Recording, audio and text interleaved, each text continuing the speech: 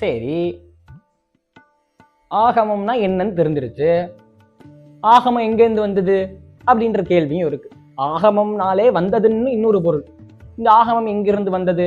அதாவது ஆகமங்கள் சிவபெருமானால் அருளப்பட்டவை. சிவபெருமானால் முதலில் உமாதேவியாருக்கு உபதேசிக்கப்படுகிறது. பிறகு தேவர்களின் கோரிக்கையால் சூரிய மண்டலத்தின் நடுவே அர்த்தநாரீஸ்வரராக அமர்ந்து தேவர்களுக்கு அருளப்படுகிறது. ஆனால் அவை சில காலங்களிலே அழிந்து விடுகின்றன.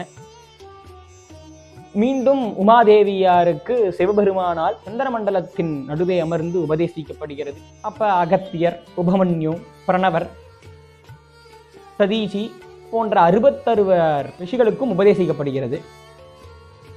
இப்படிதான் ஆகமங்கள் உலகில் பரவுகின்றன.